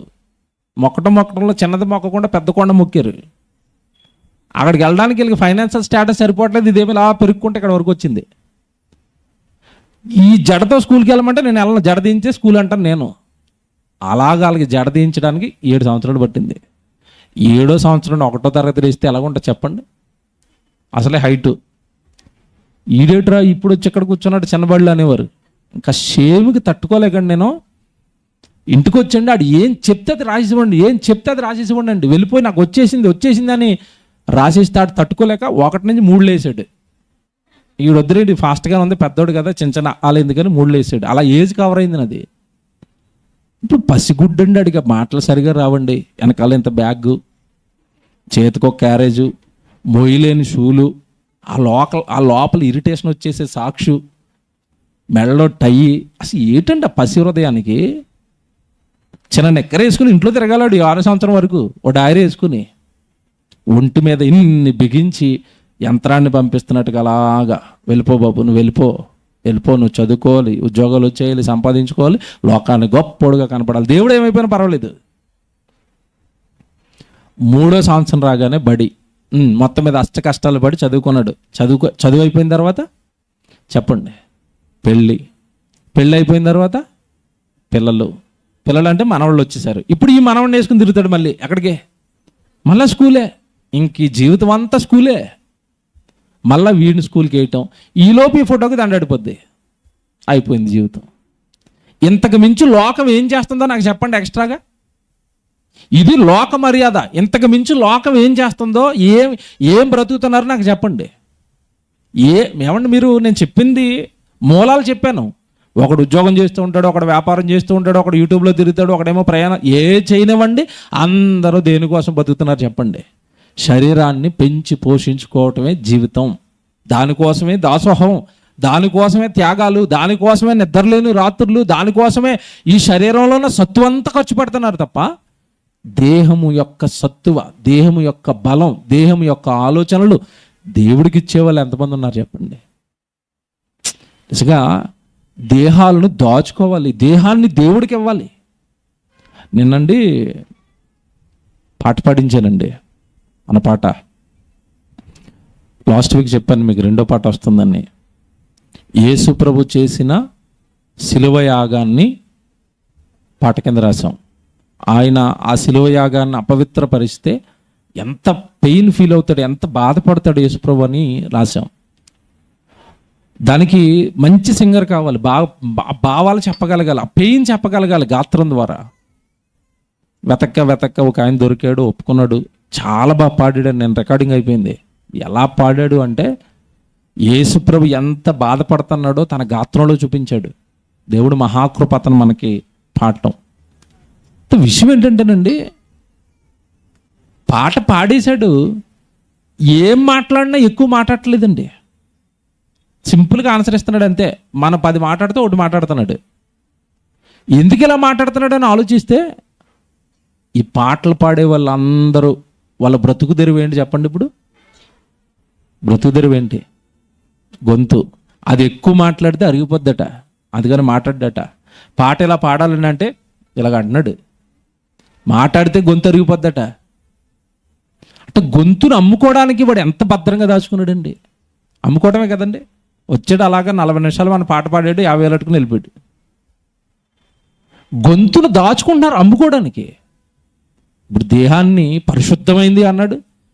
నీ దేహం ఎంత పవిత్రమైందంటే నీ మొత్తం యేసుక్రీస్తుల వారి రక్తం పెట్టి నీ పాపాలన్నీ కడిగేసిన దేహం నీది. తన రక్తం ఇచ్చి కొన్న దేహం నీది. అలాంటి నీ దేహాన్ని ఎంత భద్రపరచాలి దేవుడి కోసం, ఎంత దాయాలి దాన్ని. దానిలో ఉన్న సత్తువ, దాంట్లో ఉన్న బలం, దాంట్లో ఉన్న దేవుడు నీకు పెట్టిన తలాంతును ఎంత భద్రంగా దాచి దేవుడికి వాడాలండి. వాడాలి కదండి దేవుడి కోసం. గాత్రం, కళ్ళు, చేతులు, కాళ్ళు, దేహంలో ఉన్న ప్రతి అవయవం పరిశుద్ధంగా నాకు సమర్పించండి అన్నప్పుడు నేను పాపానికి ఇవ్వనండి. ఏమైనా తాగితే గొంతు పోతుందేమో, ఏమైనా తింటే శరీరం పోతుందేమో, ఎక్కువగా అలసట అయిపోతే నా శరీరంలో ఉన్నవన్నీ అరిగిపోయి దేవుడికి ఉపయోగించలేనేమో. ఎవరండి దేహాన్ని ఎవరండి దాచుకుంటారు? దేహాన్ని దాచుకుంటున్న వాళ్ళేరి అందరూ దేహాలు ఎలాగైతే లోకానికి ఉపయోగపడుతున్నాయో పరిశుద్ధుడిగా పిలువబడుతున్న క్రైస్తవుడి దేహాలు కూడా లోకానికే దాసోహం అయిపోయాయి. అందుకే 2వ వచనంలో అంటున్నాడు, మీరు ఈ లోక మర్యాదను ఏం చేయకూడదు, అనుసరించకూడదు. దేహాన్ని అంతా వాళ్ళు ఇష్టాలు ఖర్చు పెడుతున్నారు, సంతోషాలు ఖర్చు పెడుతున్నారు, ఆనందాలు ఖర్చు పెడుతున్నారు, తిండి ఖర్చు పెడుతున్నారు, సుఖాలు ఖర్చు పెడుతున్నారు, సంపాదించడానికి ఖర్చు పెడుతున్నారు. నీ దేహం నాది కదయ్యా, తల్లి గర్భంలో కష్టపడి ఇష్టంతో కట్టుకున్నాను కదా, దాన్ని ఎలా పాడు చేసేస్తావు లోకానికి? లోక మర్యాదల్లో దేహాన్ని ఎలా ఇస్తావు అని కింద చెప్తూ అంటాడు. ఆ కింద మీరు ఈ లోక మర్యాదను అనుసరింపక ఉత్తమము. ఏది ఉత్తమం? లోక మర్యాదల్లో దేహం ఉండటం ఉత్తమమా? బాబు లేటెస్ట్ ఫోటో కోట శ్రీనివాసరావు గారు అని ఒక ఫోటో రిలీజ్ అయింది, కుట్టినట్లో నాకు ఆ ఫోటో తీయి. కోట శ్రీనివాసరావు గారు ఫోటో చూసారండి లేటెస్ట్గా? చూడలేదా బాబు? గూగుల్లో కొట్టు బాబు, వస్తుందా? అదే కోట శ్రీనివాసరావు గారు అంటే ఏంటి తెలుసండి మనకి? ఒకప్పుడు భయంకరమైన విలన్, కమేడియన్. ఆయననండి పక్కన ఇంకొక ఆయన ఉంటాడండి, బాబు మోహన్ గారు. వాళ్ళిద్దరూ స్క్రీన్ మీద కనబడితే ఇంకా నవ్వులు. అసలు వాళ్ళ దేహాలు ఏంటి, వాళ్ళ అందం ఏంటి, వాళ్ళ డైలాగులు ఏంటి, వాళ్ళ గాత్రాలు ఏంటి. ఇప్పుడు కోటా శ్రీనివాసరావు గారు ఏంటో తెలుసండి? ఎంత దారుణంగా ఆయన పరిస్థితి ఉందంటే, కాలుకు గాయం. అదండి చూడండి, జూమ్ చేయ బాబు, ఈయనొద్దు ఆయన జూమ్ చేయి, ఆ నల్ల షర్ట్ ఆయన్ని. మీరు అసలు గుర్తుపడుతున్నారండి అతన్ని? అది ప్రజెంట్ కోటా శ్రీనివాసరావు గారి పరిస్థితి. కాలుకి ఏలు తీశారు, నెమ్మదిగా పుండు పైకి పాగుతుంది. కొద్ది రోజుల్లో ఈయన మనం చూడకపోవచ్చు, చనిపోతారండి. ఎందుకంటే దేహాలు పాడైపోయినాయి. దేహాలు ఆ సినిమాలకి ఇచ్చి సినిమాలు అనుకుంటూ బతికేశారు. ఏమంటే ఇప్పుడు ఆయన ప్రజెంట్ సిచ్యువేషన్ ఏంటో తెలుసండి? ఆయన బాగా ఇష్టపడే వాళ్ళు అందరూ బాధపడిపోతున్నారండి. ఏం బాధపడుతున్నారంటే, ఆయన చుట్టూ ఆయన చూసుకోవడానికి కూడా ఎవరు లేరట ఇప్పుడు. ఎందుకంటే కొడుకు చచ్చిపోయాడు, కోడలు ఎక్కడ చూస్తుంది? కొడుకు చచ్చిపోతే కోడలు ఎప్పుడో దుకాణం సర్దుకుని వెళ్ళిపోయింది. మనవాళ్ళు వాళ్ళ యంగస్టర్స్ ముసలాయిన దగ్గర ఎక్కడ ఉంటారు? ఇప్పుడు నాన్న వాళ్ళు లేకుండా ఒంటరిగా ఉండండి. ఈ సినిమా వాళ్ళు వెళ్ళండి, వాళ్ళు వీళ్ళు పలకరించి వస్తున్నారండి. బిక్కుమంటూ ఒక్కడు జీవితాన్ని గడుపుతున్నాడండి. నేను అడుగుతున్నది ఏంటంటే, ఫ్యాన్స్ అన్నారు, ఫాలోయింగ్ అన్నారు, కోట్ల రూపాయలు ఆస్తి అన్నారు, చివరికి బతికేమో ముష్టి బతికి అయిపోయింది. ఎవడో లేని బతికి అయిపోయింది. లోకంలో బ్రతికిన ప్రతి వాడి పరిస్థితి ఇదేనండి. లోకం కొరకు దేహాలు ఇచ్చిన ప్రతి వాడి పరిస్థితి ఇదే. ఎందుకంటే నీ దేహం ప్రభు సేవలో గనక వాడబడితేనండి, మళ్ళా చెప్తున్నాను, ఇది బండ గుర్తు పెట్టుకోండి, దేవుడికి ఉపయోగపడిన ఏ దేహాన్ని దేవుడు వదులుకోడండి. ఒకవేళ దేహాన్ని వదులుకున్నా మరణించిన మరుక్షణం ఆ దేహాన్ని భద్రపరిచి యేసుక్రీస్తుల వారి రెండవ రాకడలో ఆ దేహాన్ని తిరిగి మరలా ఇచ్చేస్తానన్నాడా? ఇస్తాడు. ఎలాగిస్తా అన్నాడు? మామూలు దేహంగా ఇవ్వనన్నాడు. ఎలా ఇస్తాడు? మహిమాదేహంగా ఇస్తాను, చావు లేని దేహంగా ఇస్తాను, రోగాలు లేని దేహంగా ఇస్తాను అన్నాడు. ఇంత గ్యారంటీ దేవుడు దేహానికి ఇస్తున్నప్పుడు ఎందుకండి ఈ లోకంలో దేహాన్ని ఇవ్వాలి? ఎందుకు ఇవ్వాలి ఈ దేహాన్ని లోకానికి? మనలో ఉన్న బుద్ధి, వివేచన, తెలివి, ఆలోచనలు లోకానికి ఎందుకు ఖర్చు పెట్టాలి? ఆయనవి కదా ఇవన్నీ, ఆయన పెట్టినవి కదా దేహంలో ఇవన్నీ. ఏమంటే చాలామంది అండి దేహాన్ని లోకానికి ఇవ్వటం మీద ఉన్నంత ఆసక్తి దేహాలను దేవుడి పనిలో పెట్టడం మీద లేదు. మీరు లోక మర్యాదలో ఉండిపోయారు. ఏది ఉత్తమమో తెలుసుకోండి. ఎంత బాగా రాస్తున్నాడంటే, మీరు ఈ లోక మర్యాదను అనుసరింపక ఉత్తమం ఏది ఉత్తమం? దేహం ఎలా ఉండటం ఉత్తమం తెలుసుకో. ఉత్తమమును అనుకూలమును సంపూర్ణమునయ్యున్న దేవుని చిత్తమేదో పరీక్షించి తెలుసుకోవాలి. దేవుని ఇష్టమేంటో పరీక్షించు. దేహం ఎలా వాడబడితే దేవునికి ఇష్టమో పరీక్షించు. అది క్రైస్తవ్యం, అది పరిశుద్ధుడి లక్షణం. నా దేహం ఎలా ఉపయోగపడుతుంది, నా దేహం దేనికి ఖర్చు అయిపోతుంది, పరిశుద్ధుడి లక్షణం. ఉత్తమమైనది ఏంటో తెలుసుకొని మీ మనస్సులో మారి, ఏమన్నా మాట్లాడుతాను, పైన ఏమని ప్రారంభించాడు? 12వ వచనం, పైన 12వ వచనంలో స్టార్టింగ్, 12వ అధ్యాయం స్టార్టింగ్లో ఏమనుంది? కాబట్టి సహోదరులారంటే, సహోదరులు అంటే బాప్తిసం తీసుకోనోడా? పత్రిక ఎవరికి రాశాడు? సంఘానికి కదా, క్రైస్తవులకు కదా.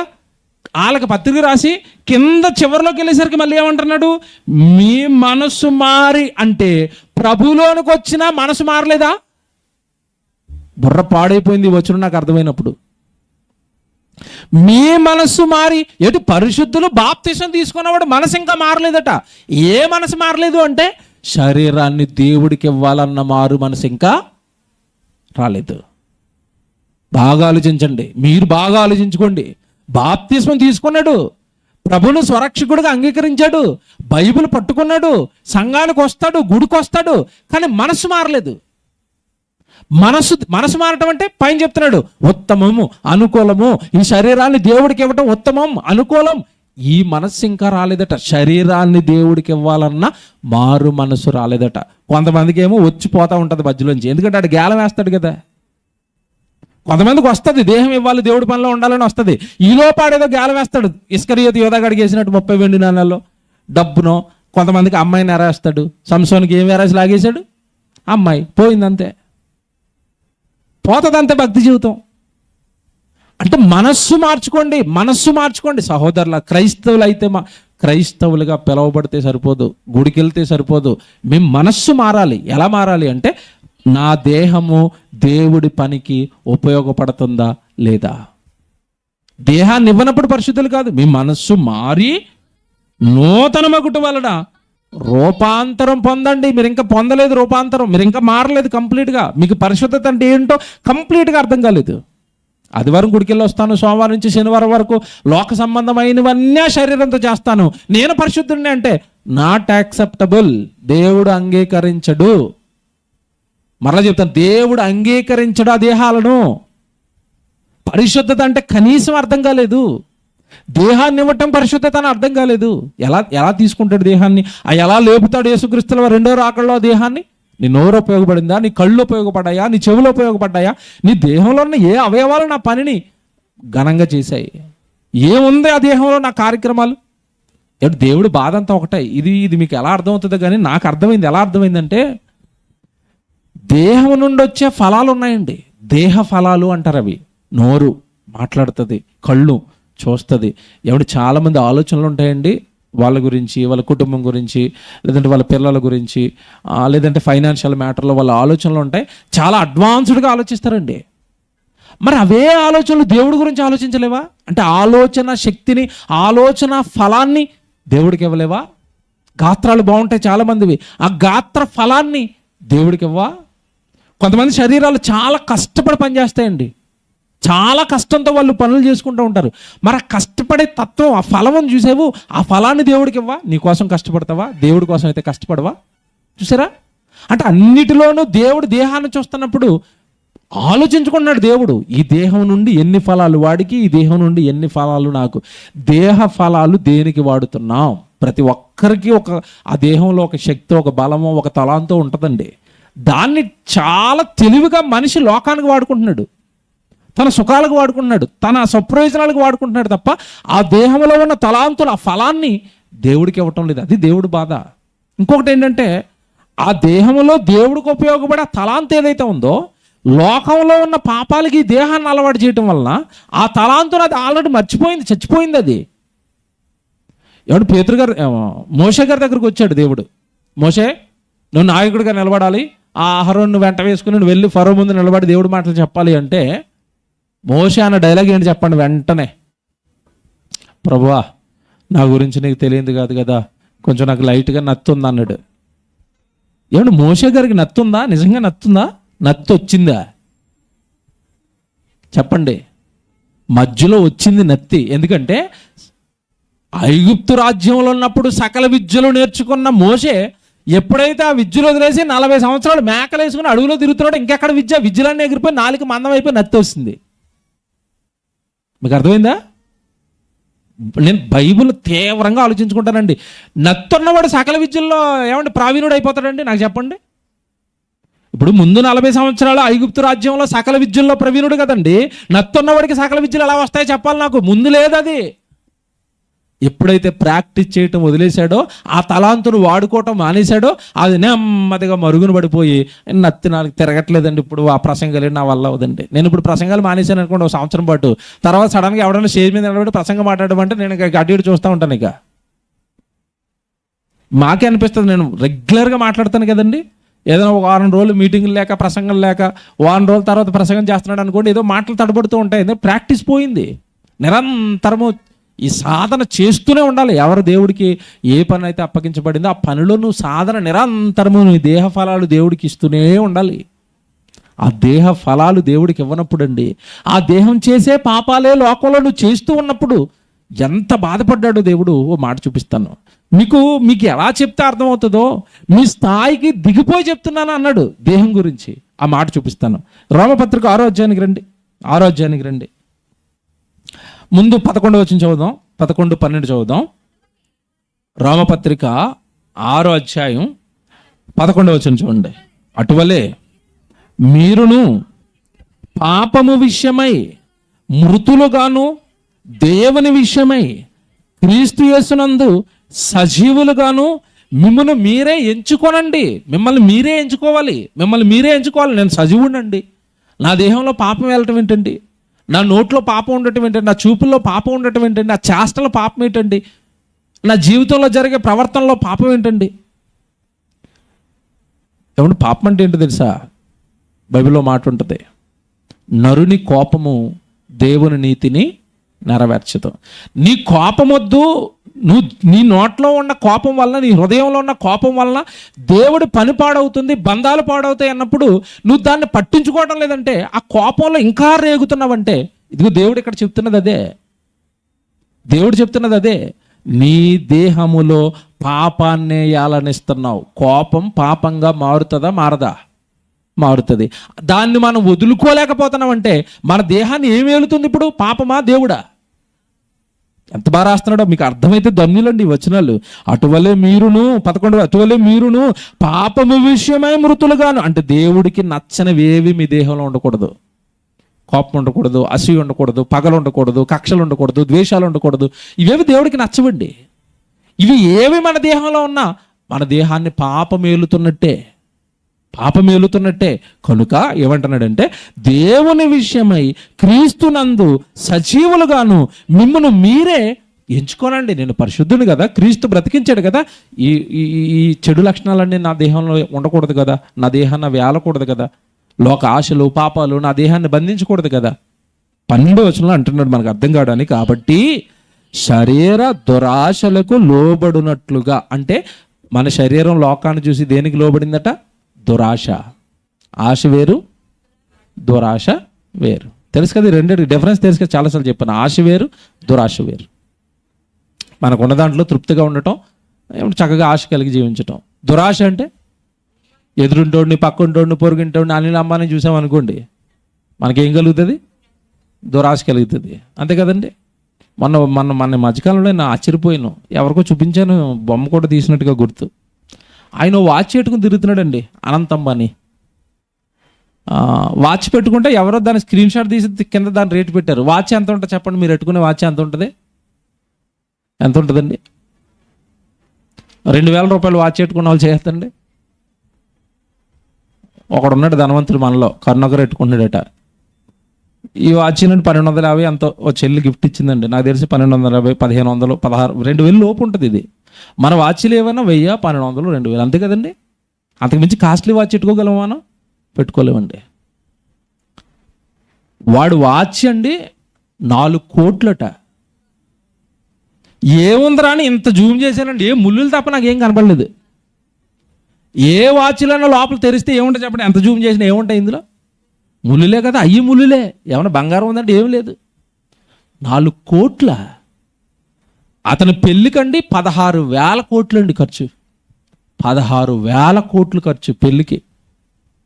₹1,00,00,000 ఉంటే మన లైఫ్ సెట్ అయిపోయి దేవుడి పనిలో హాయిగా ఉండొచ్చు. మనం కష్టాలు పడుతున్నాం తెల్లారు లేస్తే బతకడానికి. ఇదంతా మీకు ఎందుకు చెప్తున్నాడంటే, వాళ్ళ శరీరాలన్నీ కూడా దేనికి లోనైపోయినాయి అంటే దురాశ. 1000 కోట్లు ఎందుకు, 100 కోట్లు ఎందుకు, 100 ఎకరాలు ఎందుకు? పంచేయచ్చు కదండి ఆ సంపద అంతా. ఏమంటే అనిల్ అంబానీ కానీ, ముఖేష్ అంబానీ కానీ, వాళ్ళకున్న కోట్లన్నీ, వాళ్ళకున్న కోట్ల రూపాయల్లో 50%, 50%, మిగతా 50% వాళ్ళ దగ్గర పెట్టుకోమనండి. మిగతా 50% భారతదేశంలో పేదవాళ్ళు ఎవరెవరైతే ఉన్నారో వాళ్ళందరికీ పనిచేస్తే వాళ్ళు మంచి స్థితికి వస్తారా రారా మీరు చెప్పండి. దేశం మొత్తాన్ని ధనవంతులుగా మార్చగలరండి వాళ్ళు. దేశం మొత్తంలో ఉన్నవాడు ఎవరికి ఆకలి లేకుండా చేయగలరు వాళ్ళు. కానీ చేస్తారా? చేయరు. ఈ 1000 కోట్లు మరిన్ని 1000 కోట్లు అవ్వాలి, ఆ 1000 కోట్లు మరిన్ని 1000 కోట్లు అవ్వాలి, 1000 కోట్ల మీద తప్ప ఏమన్నా ఆశ అనేది వాళ్ళకి చేస్తుందా? చావదు. ఎంత బాగా రాస్తున్నాడు 12వ వచనం. కాబట్టి శరీర దురాశలకు లోబడినట్లుగా చావునకు లోనైన మీ శరీరమునందు పాపమును ఏలనీయకుడి, మరియు మీ అవయవములను దుర్నీతికి సాధనములుగా పాపానికి అప్పగించకండి. మీ అవయవాలను దుర్నీతి, దేవుడు చెప్పని దానికి సాధనాలుగా అప్పగించకండి. సంపాదన సంపాదించుకోండి, కోట్లు కూడగట్టుకోండి, అందుకు మీ దేహం అని దేవుడు మన చేతులు అందుకివ్వలేదు, మన కాళ్ళు అందుకివ్వలేదు, మన దేహాన్ని అందుకు నిర్మించలేదు. అదంతా దుర్నీతి. దేవుడు చెప్పంది ఏది మనం చేసినా అది ఏ నీతి? దుర్నీతి. బైబిల్లో ధనవంతుడు లాజరు మనం చదువుకుంటాం కదండి, చాలాసార్లు చెప్పాను. ధనవంతుడు నరకానికి వెళ్ళిపోయినా అబ్రహాం ఎందుకు వచ్చేసావు నరకానికి అంటున్నాడు? నీ కుమారుడా, నా కుమారుడా, నీ జీవితకాలం మందు నీకు ఇష్టమైనట్టుగా నువ్వు సుఖాన్ని అనుభవించావు, అందుకే వచ్చావు నరకానికి. ఇంతకు వాడు అనుభవించిన సుఖాలేంటి భూమి మీద ఉండగా? ధనవంతుడు తిన్నాడు, త్రాగాడు, సుఖించాడు. సుఖించడంలో అలాగేలా కాదు, ప్రతిదినము బహుగాట. అదేటో ఆడే మనసు అర్థం అవ్వలేదండి. ప్రతిదినం పార్టీలాడికి, ప్రతిదినము విందులే. చిరాకు రాలేదనమాట విందుల మీద, వినోదాల మీద. అడిగి చచ్చే వరకు చిరాకు రాలేదండి అడిగి. చచ్చిపోయిన తర్వాత కాలిపోతే నేను ఎక్కడికి ఎందుకు వచ్చానంటే అయిపోయింది నీ జీవితం అన్నట్టు. ఎవడో మాట అడుగుతానండి, భూమి మీద ఎన్ని మాటలు చెప్పినా మనిషి మారడండి. మారతాడా? దేవుడు దేవుడిని అంటే ప్రసంగం వరకు బాగుంటుందండి, వినడానికి బాగుంటుంది. లేకపోతే తెల్లవారు లేవగానే ఎక్కడ దేహం, ఎక్కడ దేవుడు, ఎక్కడ బ్యాగ్, ఎక్కడ బస్సు, ఎక్కడ బండి, ఎక్కడ ప్రయాణం, ఎక్కడ మనుషులు. అంతే కదండి. మనం ఈ సన్నిధిలో నుంచి బయటికి వెళ్ళిపోయామంటే ఈ మాటలు హృదయంలో నుంచి బయటికి వెళ్ళిపోతాయి. మీకు మాట చెప్తాను, మీరు బాగా ఆలోచించండి. ఇది మనమన్నా కాస్త కోస్తో భక్తిగా ఆదివారం గుడికొచ్చాన కూర్చుంటున్నాం. ఈరోజు లోకంలో ఉన్నవాడికి అసలు దేవుడు ఉన్నాడు, చచ్చిపోయిన తర్వాత ఈ దేహానికి సంబంధించిన లెక్కలు అడుగుతాడు అంటే నమ్ముతాడండి? నమ్మడండి. మీకు ప్రశ్న అడుగుతాడండి, మీరు తీవ్రంగా ఆలోచించండి. ఈ నమ్మనోళ్ళందరికీ చచ్చిపోయిన వెంటనే దేవుడు తెలుస్తాడా తెలియడా? తెలుస్తాడా? ఎలా తెలుస్తాడు చెప్పండి? మీకు ఏం అర్థమైంది? ఇంతకాలం బైబిల్ అంటున్నారు కదా, వాళ్ళకి దేవుడు ఉన్నాడని ఎలా తెలుస్తుంది చచ్చిపోయిన వెంటనే?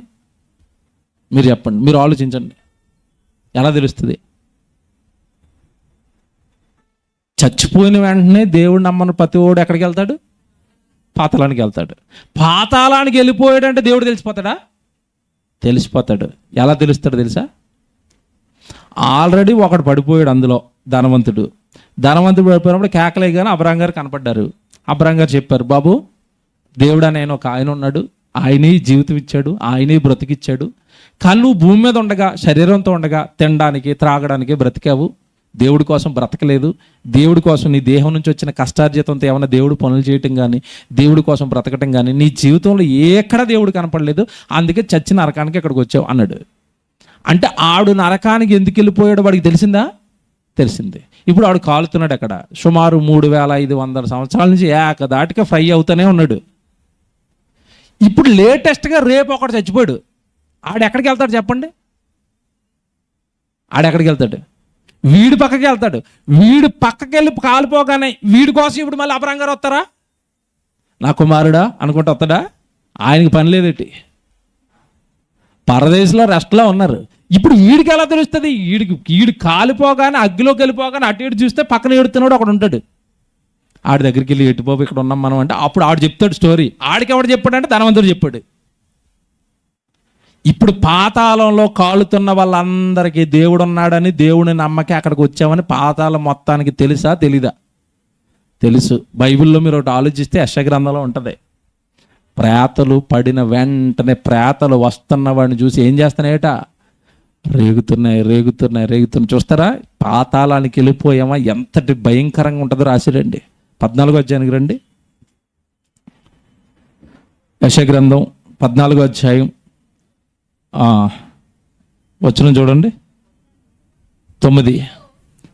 నీవు చూసారా, నీవు భూమి మీద ఉన్నావు కదా, భూమి మీద బ్రతికావు కదా, ఎన్ని వాక్యాలు చెప్పిన ప్రసంగాలు విన్నా మార్చుకోవు కదా, నీవు ప్రవేశించుచుండగానే, అంటే ఎక్కడికి ప్రవేశం? గృహప్రవేశం కాదు ఇది,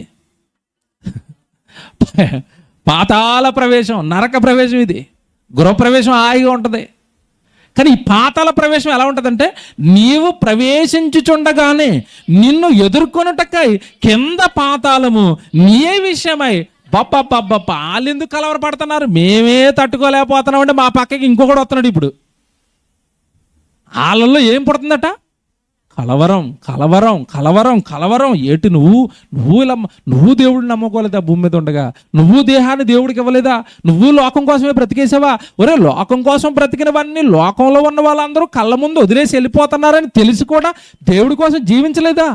దేవుడి సన్నిధిలో లేవా? నువ్వు మా బోటివాడు అయితివా? నువ్వు మాకులాగే బతికేవా భూమి మీద? ఎంత బాగా మాట్లాడతారంటే, అది నిన్ను చూచి ప్రేతలను రేపుచున్నది, భూమి మీద పుట్టిన సమస్త శూరులు, జనుల రాజులు అందరినీ వారి సింహాసనము నుండి లేపుచున్నది, వారందరూ నిన్ను చూచి నీవునో మావలే బలహీనుడి వైతివా. అండర్లైన్ చేయండి. ఏట్రా, అమ్మాయికి బలహీనుడు అయిపోయావా? డబ్బుకు బలహీనుడు అయిపోయావా? లోకంలో ఆశలకు బలహీనుడు అయిపోయావా? దేవుడి కోసం బ్రతకలేదా? అవన్నీ నిన్ను లాగేసేయా? మాకులాగే బలహీనుడు అయ్యావా? మాకులాగే భూమి మీద అన్యాయంగా బ్రతికేసావా? అక్రమాలు చేసుకుంటూ బ్రతికేసావా? పాపాలు చేసుకుంటూ బ్రతికేసావా? మారలేదా భూమి మీద? దేవుడు ఎన్ని చెప్పినా మారండి, మార్చుకోడండి మనిషి. క్రైస్తవులు మార్చుకోవడం లేదు. అదే రోమపత్రిక 12:1-2, మీ మనస్సులు మారి రూపాంతరము పొందాలి. మీ మనస్సులు మార్చుకోండి అంటే దేహాలను దేవుడికి ఇవ్వాలి, అది పరిశుద్ధుడి స్వభావము. నేను లోకానికి ఇవ్వకూడదు నా కాలాన్ని, నా దేహాన్ని, నా దేహంలో ఉన్న సత్తువ బలాన్ని. ఎంతమందికి అండి అర్థమైంది? ఎవరండి పరిశుద్ధులు? ఎవరండి దేహాలను ఇచ్చారు?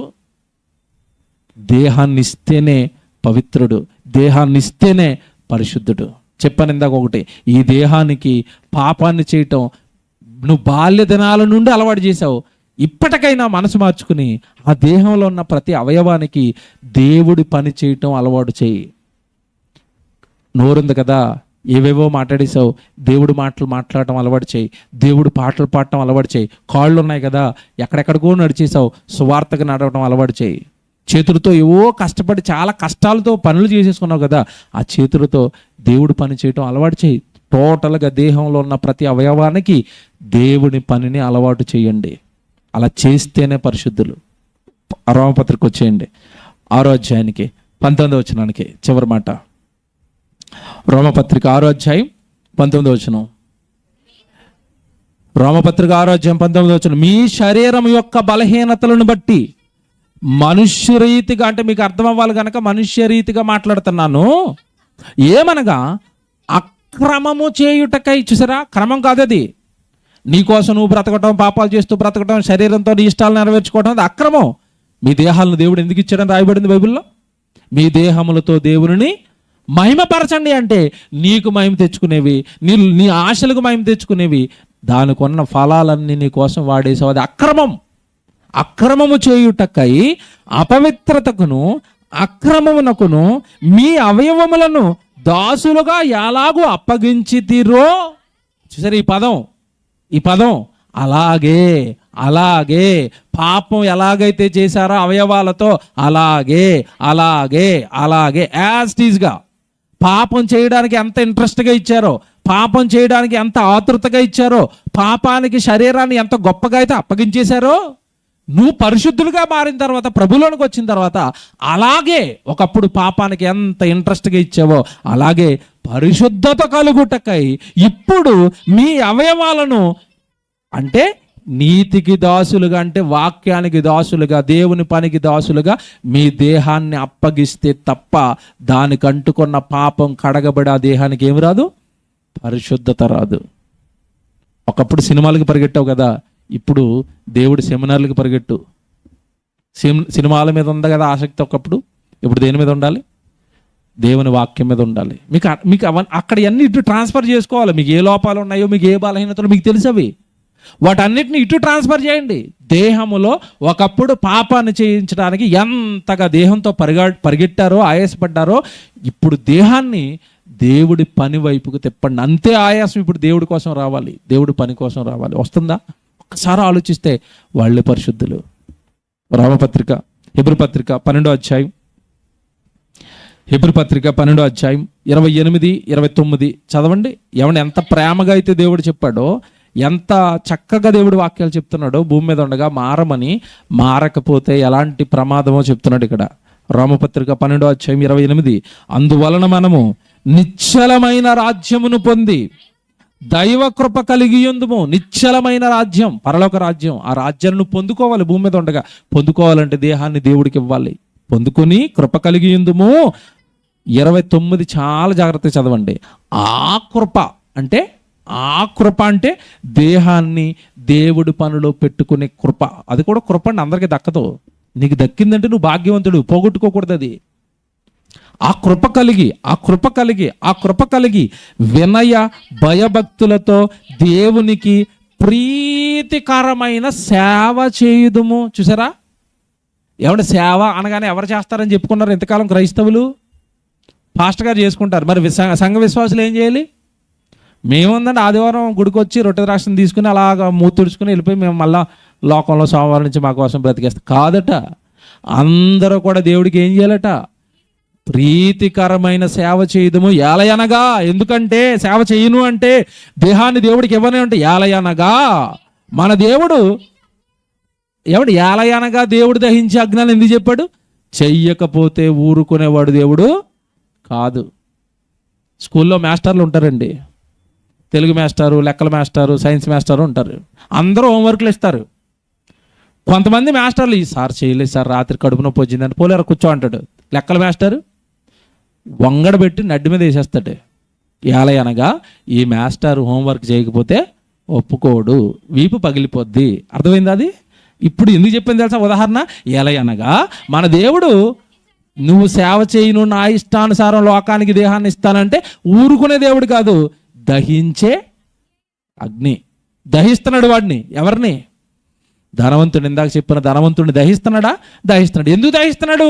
సుఖాలకు వాడుతావా దేహాన్ని? సుఖభోగాలకు వాడుతావా దేహాన్ని? ఏమంటే మీరు బాగా ఆలోచించుకోండి. ప్రసంగం యూట్యూబ్లో ఉంటుంది, మరలా వినండి, మీకు చాలా సంగతులు ఓపెన్ అవుతాయి. దేహాన్ని ఎక్కడెక్కడ ఇస్తున్నాం, దేహంతో ఏమేమి జరుగుతున్నాయి, దేహముతో దేవుడికి అనుకూలమైనవి, దేవుడికి ఇష్టమైనవి ఎన్ని జరుగుతున్నాయి, దేహంతో అక్రమాలు, పాపాలు ఏమి జరుగుతున్నాయి, ఇవన్నీ జరుగుతున్నప్పుడు ఈ చివరి మాట మీరు గుర్తుపెట్టుకోండి. దేవునికి ప్రీతికరమైనవి గనక దేహంతో జరగకపోతే మన దేవుడు దహించు. ఈ మాట చెప్తారా ప్రసంగాల్లో ఎక్కడైనా? మన దేవుడు దహించి అగ్ని అని చెప్పరు. మన దేవుడు నీ కష్టాలను తీసే దేవుడు, దుఃఖదినంలో సమాప్తం చేసే దేవుడు అన్నాడు తప్ప తొక్క తీసి అగ్గులు వేసి కాల్చే దేవుడు అని మాత్రం చెప్పలేదు. ఈ చెప్పకే మనుషులు మారలేదండి. మన దేవుడు ప్రేమమయుడే కాదని ఎవరన్నారు? ప్రేమమయుడికి ఏం కూడా ఉంది? కోపం కూడా దహించేస్తాడంటే ఆ పదం భయం వేసిందండి. మన దేవుడు దహించు అగ్నట దహించే అగ్ని కాల్చేస్తాడు. చెబుతాడు చెబుతాడు చెబుతాడు చెబుతాడు. ఏమంటే దేవుడికి ఏమంటే చాలామందికి అర్థం కాక ఏమంటే దేవుడు కాల్చేస్తాడా, దేవుడు నరకంలో వేస్తాడా? ఉత్తిదేనండి. మొన్న ఈ మధ్యకాలంలో ఒక గొప్ప ఆయన వచ్చాడు క్రైస్తవ్యంలోకి. నేను చూసాను, ఆ వీడియో నాకు పంపారు ఒక పిల్లలు. ఏమంటున్నాడంటే అయ్యగారు ప్రసంగంలో, ఒక గొప్ప మహిళ చరిత్ర ఇప్పుడు మీకు చెప్పబోతున్నాను అన్నాడు. అంటూ ఆ మహిళ ఎంత గొప్పది అంటే, భూమి మీద దేవుడి కొరకు బ్రతికింది, చచ్చిపోయిన తర్వాత నరకానికి వెళ్ళిందట. అసలు సింక్ అవ్వట్లేదు. దేవుడి కోసం బ్రతికిన ఆవిడ ఎక్కడికి వెళ్ళిందట? నరకానికి వెళ్ళిందట. ఆవిడ నరకానికి ఎందుకు వెళ్ళిందో తెలుసా అన్నాడు. ఆడు లేపాడు అక్కడ అలాగా. అది ఎందుకో తెలుసా అంటే కింద వాళ్ళందరూ ఏం చెప్తాడో, నేనంటున్నాడు ఏం చెప్తాడో అని. నరకంలో సువార్త చెప్పడానికి వెళ్ళింది అన్నాడు. నరకానికి ఎందుకు వెళ్ళిందట?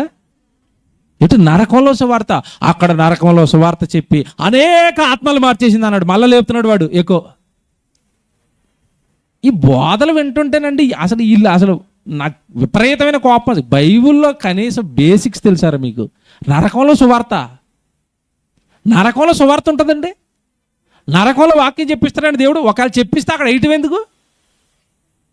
భూమి మీదే సువార్త, భూమి మీదే వాక్యం. వచ్చేవారం చూపిస్తాను అయ్యగారిని. నేను పంపించడం మర్చిపోయిన, ఇప్పుడు పంపితే మళ్ళీ 10 నిమిషాల తర్వాత వేస్తారు. ఎంత దారుణంగా ఉన్నాయంటే బోధలు మనిషికి దేవుడి భయాన్ని లేకుండా చేసాయి. మన దేవుడట దహించు, మారని ప్రతి వాడిని దహించేస్తాడు. ఆప్షన్స్ ఏముండవు ఇక మరణం తర్వాత. ఏ ఆప్షన్ ఉన్నా భూమి మీద ఉండగానే మారే అవకాశం. కనుక పరిశుద్ధుడు అనగానే ఒక స్వభావం చెప్పాను ఈ వారం. పరిశుద్ధుడికి ఉండవలసిన గుణం పోయిన వారం ఏం చెప్పానంటే, పరిశుద్ధుడు అంటే అందరితో సమానంగా ఉండేవాడే పరిశుద్ధుడు, ఫస్ట్ క్వాలిటీ. ఈ వారం చెప్పింది గుర్తుపెట్టుకోండి, పరిశుద్ధుడు అనగానే దేహాన్ని దేవుడి పనికిచ్చేవాడే పరిశుద్ధుడు.